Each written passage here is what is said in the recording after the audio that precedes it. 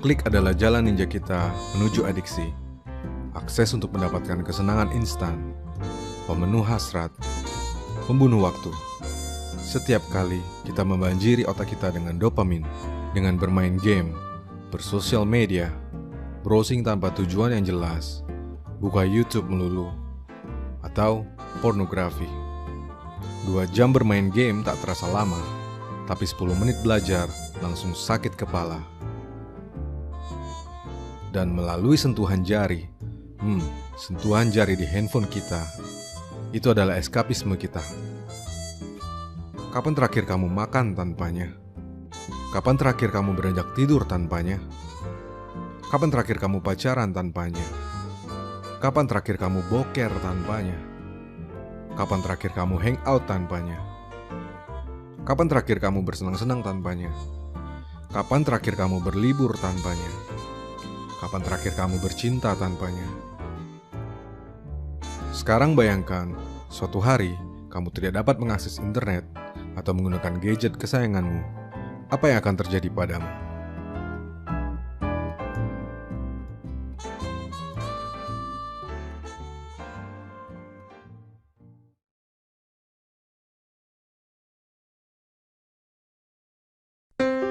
Hai, di video ini saya akan coba menjelaskan bagaimana teknologi internet yang digunakan secara salah tak hanya dapat menghabiskan waktu dengan percuma, melainkan juga akan merusak otak dan menghancurkan hidup kita. Kita jadi seorang pemalas luar biasa, cepat bosan, tak fokus, tak pandai bersyukur, sibuk padahal tidak penting, dan tak lagi bahagia. Kita jadi pecandu, kita hidup padahal sudah mati. Di video ini juga, saya akan memberikan sebuah solusi sekaligus tantangan bagaimana kita dapat mengembalikan hidup, mengatasi rasa malas, meningkatkan level energi, serta mereset kembali otak kita supaya jadi lebih bahagia dan sukses dengan dopamin detox. Mari kita mulai.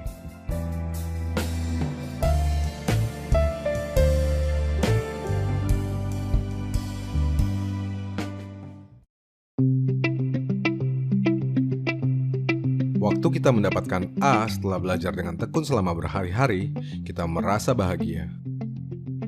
Waktu kita memperoleh promosi jabatan karena telah bekerja dengan baik selama bertahun-tahun, kita pun bahagia. Saat kita nembak gebetan setelah PDKT yang lama dan dapat jawaban yes, kita senang bukan main. Tapi masalahnya, berkat internet, kita juga dapat merasakan pengalaman serupa hanya dari sebuah klik atau sentuhan jari.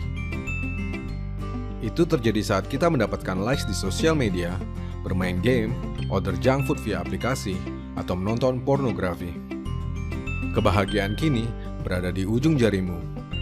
Tak perlu waktu yang lama dan usaha yang besar untuk mendapatkannya. Jika kamu bisa mendapatkan nilai bagus hanya dengan sebuah klik, apakah kamu mau menghabiskan waktu berhari-hari untuk belajar? Jika kamu bisa mendapatkan reward, level up, likes, dan pengakuan sosial hanya dari ujung jarimu, apakah kamu mau menghabiskan waktu bertahun-tahun untuk bekerja dengan tekun? Dopamin adalah hormon yang bertanggung jawab terhadap sensasi senang dalam otak kita. Bersama serotonin, endorfin, dan oksitosin, dopamin dijuluki sebagai happy hormones atau hormon kebahagiaan. Dopamin juga berkaitan erat dengan motivasi dan hasrat untuk mencapai suatu hasil yang diinginkan. Saat kita merasa bahagia, otak kita dibanjiri oleh dopamin. Tak peduli itu setelah kita melakukan hal yang sulit atau yang mudah. Berolahraga menghasilkan dopamin. Bermain game juga menghasilkan dopamin. Bercanda dengan teman menghasilkan dopamin. Nonton video prank yang lucu dan recehan juga menghasilkan dopamin. Pencapaian karir atau bisnis menghasilkan dopamin. Nonton video orang pamer kemewahan sembari membayangkan kita di sana juga menghasilkan dopamin. Merawat tubuh, menyehatkan badan, mendapatkan shape yang baik, menghasilkan dopamin. Sapaan manja dari host cantik, tulis nama di dada, dan jadi pascol terkenal di Bigo juga menghasilkan dopamin. Dan sekali lagi, jika ada pilihan yang lebih mudah, mengapa kita harus melakukan yang lebih susah?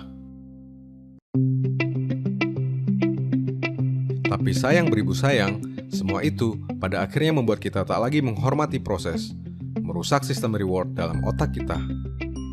Sebab reward tak lagi datang dari serangkaian usaha dan rentetan waktu, melainkan dapat diperoleh setiap kali dibutuhkan hanya melalui ujung jari. Padahal, hidup tak semudah naik level di Mobile Legends, tak seindah newsfeed orang liburan di Instagram, tak seromantis drama Korea, tak selucu prank di YouTube, tak seinstan binary option, tak seperti itu. Tapi kita mungkin memang sudah jadi pecandu yang selalu sakau dengan kebahagiaan dan pencapaian yang semu. Maka tak heran apabila instan adalah new normal. Tak sabaran, tak fokus, selalu merasa jenuh, tak pernah puas atau terlalu gampang puas, tak pandai bersyukur, malas untuk hal yang lebih penting, tapi kelewat rajin untuk hal yang tak berguna. FOMO, takut tertinggal sesuatu, tetapi malah meninggalkan mimpi kita sendiri. Internet adalah alat, pisau yang bergantung pada penggunanya, yang dapat digunakan untuk memotong atau membunuh. Tentu saja, tak ada yang salah dengannya sampai ia digunakan secara berlebihan. Memakainya secara ekstrim sambil merasa baik-baik saja, hidup-hidup gue, waktu-waktu gue. Tidak melanggar hukum, tidak masuk penjara, tapi ternyata mengubah seluruh hal dalam hidupmu. Dan kita tak sadar sejak kapan ia telah merusak otak kita, membuat kita tak lagi bahagia, tak lagi mengejar apa yang sebetulnya kita impikan, atau mungkin kita tak lagi punya impian, tak lagi jadi manusia yang hidup sehidupnya. Saat kita setiap kali lebih mementingkan kesenangan instan daripada menyelesaikan masalah, maka kita perlu berubah. Caranya adalah dengan menyingkirkan gangguan dan memperbaiki fokus. Sehingga hal penting yang terlihat bosan untuk dikerjakan tak akan lagi terlihat sebosan itu. Dan goal yang ingin kita capai ternyata tidak sejauh itu. Kita pun dapat mengembalikan hidup kita. Maka mari coba dopamine detox.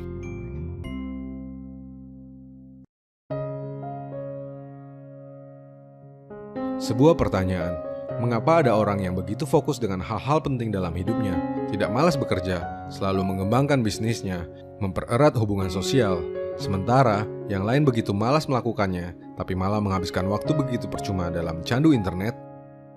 Jawabannya ada pada kebiasaan yang mereka lakukan setiap hari. Untuk membangun kebiasaan yang baik, kita dapat melakukan dopamine detox, yaitu dengan memperbaiki sensor yang berada dalam otak kita. Saat motivasi hilang dan semangat luntur, kita tak lagi boleh menghibur diri kita dengan eskapisme berupa dopamine hit seperti yang biasanya kita lakukan. Kita tak lagi memberikan reward setiap saat. Alih-alih melakukannya, biarkan dirimu menjadi bosan. Kamu mungkin akan merasa lesu darah dan setengah mati, tapi itulah poinnya. Dengan membiarkan dirimu bosan, kamu akan membiarkan otakmu meriset dirinya. Kamu akan menjadi sangat bosan, sehingga hal-hal yang sebelumnya kamu anggap begitu membosankan, hal-hal yang justru lebih penting, prioritas-prioritas itu, masalah yang sebetulnya perlu kamu selesaikan, perlahan berubah jadi menyenangkan. Beberapa hal yang perlu kamu kurangi atau bahkan hilangkan adalah bokep, sosial media, game, musik, Netflix, YouTube, gosip, dan berita online. Kamu tentu tetap dapat menggunakan internet, aplikasi, dan software yang mendukung pekerjaanmu. Tapi perhatikan sekali lagi, jangan pernah menggunakannya untuk memberikan dopamine hit seperti yang selama ini kamu lakukan. Berikan reward hanya ketika pekerjaan telah selesai, terutama setelah petang hari. Semakin besar pencapaian yang kamu dapat, semakin besar reward yang boleh kamu berikan.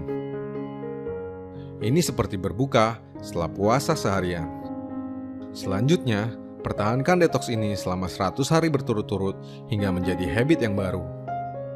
Dengan membiarkan otak kita beristirahat dari reward-reward semu, kita akan mulai mendefinisikan kembali kebahagiaan dan merasa lebih bahagia bahkan untuk hal-hal kecil yang sering terlewatkan di depan mata.